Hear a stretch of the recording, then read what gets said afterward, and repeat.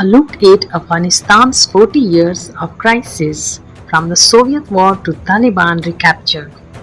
The collapse of the Afghan government and the Taliban recapture of power came after a blitz by the militant group that stunned many Afghans in the world. It is the latest chapter in the country's nearly 42 years of instability and bitter conflict. Afghans have lived through foreign invasions, civil war, insurgency, and a previous period of oppressive Taliban rule. The Soviet war years. December 1979. Following upheaval after the 1978 Afghan coup, the Soviet military invades Afghanistan to prop up a pro-Soviet government. In 1980, Babrak Karmal is installed as Afghan's Soviet-backed ruler. Groups of guerrilla fighters known as Mujahideen or Holy Warriors mount opposition and jihad against Soviet forces. The ensuing war leaves about 1 million Afghan civilians and some 15,000 Soviet soldiers dead.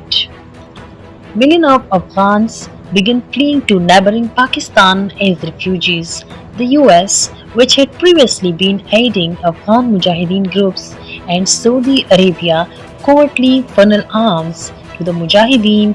In 1983, President Ronald Reagan welcomes Afghan fighters to the White House in 1983, and Mujahideen leaders Yunus Khalis visits the Oval Office in 1987.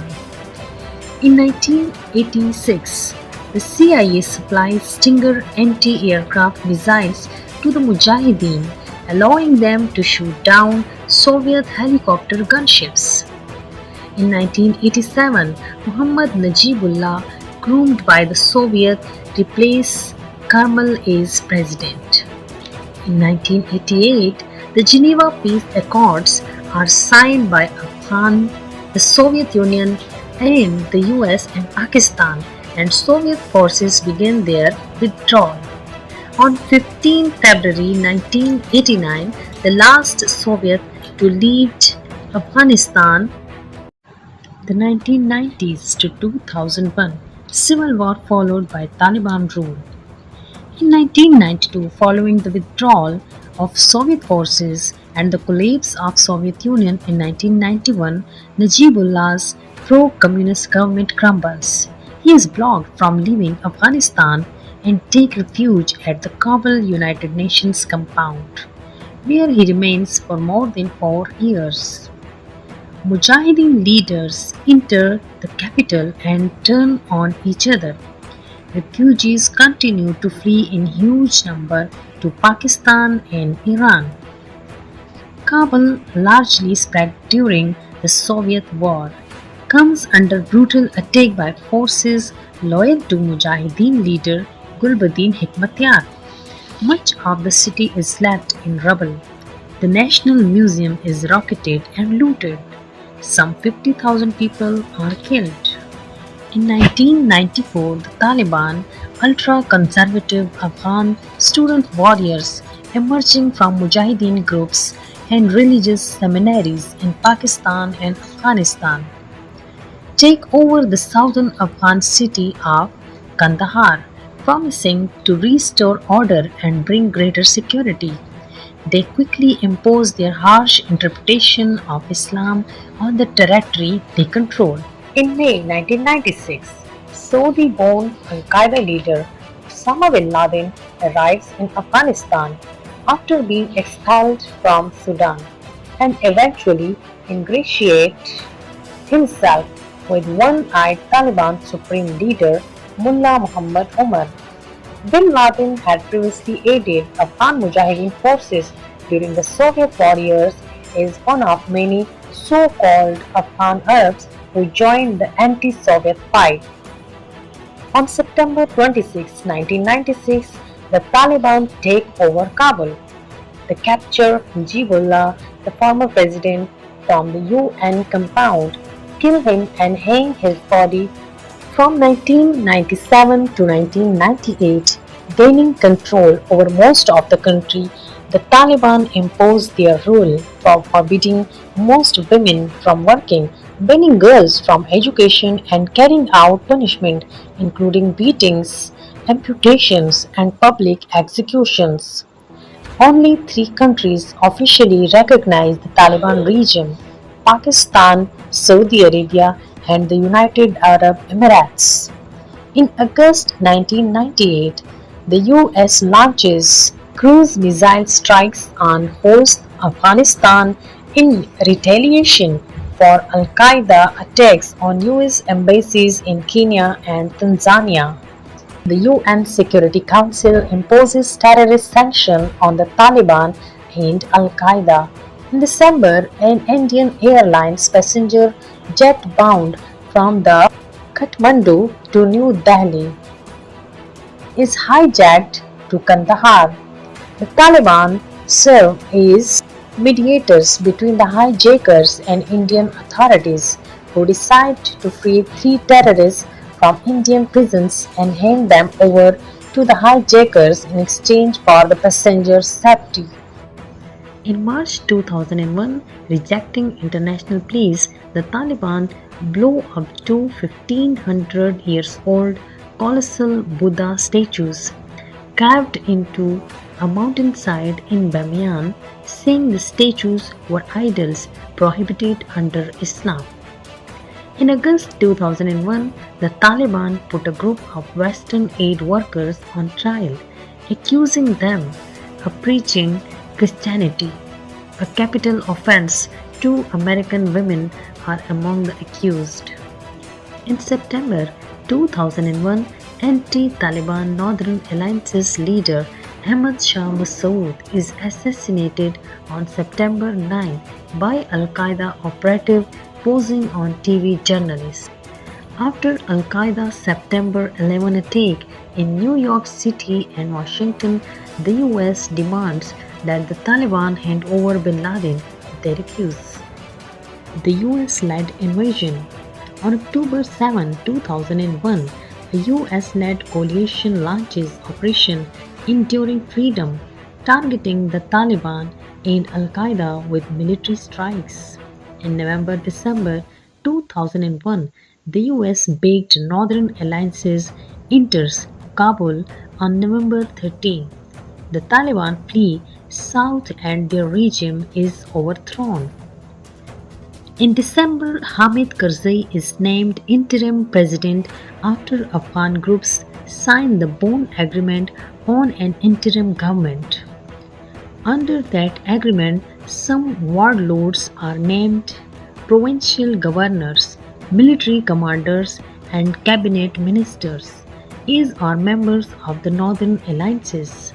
The NATO-led International Security Assistance Force is established under a UN mandate. In 2003, Defense Secretary Donald Rumsfeld signals an end to major combat activity in Afghanistan, saying, "We clearly have moved from major combat activity to a period of stability and stabilization and reconstruction and activities." In 2004, Afghanistan holds a presidential election won by Hamid Karzai. In 2005, Afghanistan's parliament opens after election, bringing in lawmakers including old warlords and fractions leaders. The Taliban re-emerge.